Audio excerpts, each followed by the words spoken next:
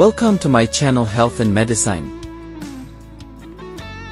আমি আজকের ভিডিওতে মেয়েদের ঋতুস্রাবের সময় ও আগে ও পরে শরীরের ও মনের যে বিশেষ পরিবর্তন হয় এবং কোন সময় কি করা উচিত ও কি করা উচিত নয় সে সম্পর্কে আলোচনা করব। যাদের নিয়মিত মাসিক হয় তাদের জন্য এই নিয়মগুলো যথাযথভাবে ঘটে। ঋতুস্রাব শুরু হওয়ার প্রথম ও দ্বিতীয় দিন শরীরে এস্ট্রোজেন হরমোন কম থাকে, ক্লান্তিভাব অনুভূত হয়, জরাজুর সংকোচন হয় ও ব্যথা করতে পারে।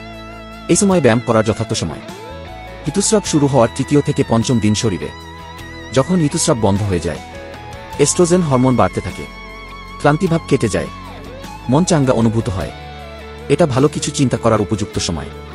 ঋতুস্রাব শুরু হওয়ার ষষ্ঠ থেকে নবম দিন শরীরে এস্ট্রোজেন হরমোন বেড়ে অনেক হয়, মুখমণ্ডল নতুন রূপে সাজে, ত্বক আলো ছড়াবে, টেস্টোস্টেরন হরমোন বাড়বে। আপনি আনন্দ অনুভব করতে থাকবেন, আপনি কাজে আনন্দ পাবেন, নিজের পায়ে উঠে দাঁড়াবেন। কোনো কিছু করার জন্য সর্বদাই মনে হবে এটা উপযুক্ত সময়। ঋতুস্রাব শুরু হওয়ার 10 থেকে 13তম দিন শরীরে এস্ট্রোজেন হরমোন বেড়ে চূড়ান্ত পর্যায়ে যাবে। এই সময় চরম উন্মাদনা ও উর্বর অনুভব হবে, মাঝে মাঝেই অর্গাজম হতে পারে। এই সময় খুবই আশাবাদী ও সামাজিক হতে দেখা যায়, ঘুরতে যাওয়ার প্রবণতা জাগে।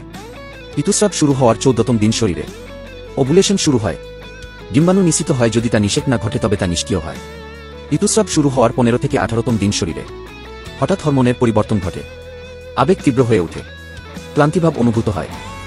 ঋতুস্রাব শুরু হওয়ার 19 থেকে 22তম দিন শরীরে এস্ট্রোজেন হরমোন কমে যায়, টেস্টোস্টেরন ও প্রোজেস্টেরন হরমোন বাড়বে, ত্বক তৈলাক্তভাব দেখাবে, ত্বক সংবেদনশীল হবে।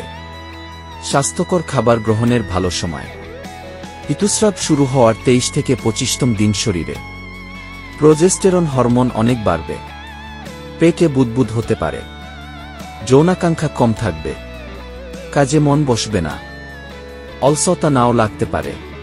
ঋতুস্রাব শুরু হওয়ার 26 থেকে 28তম দিন শরীরে ঋতুস্রাবের সময়কাল শেষ হতে যাবে, সেরোটোনিন হরমোন বাড়বে, ব্যায়াম বা কাজের সময় স্তনে ব্যথা অনুভূত হতে পারে।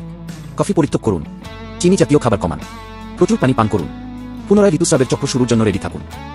এই সম্পর্কিত অথবা স্বাস্থ্য ও চিকিৎসা সম্পর্কিত অন্যান্য বিষয়গুলো জানতে অন্যান্য ভিডিওগুলো দেখতে থাকুন। সাথে ওয়েবসাইট ও ভিজিট করতে পারেন যেখানে আরও বিস্তারিত আলোচনা করা হয়েছে।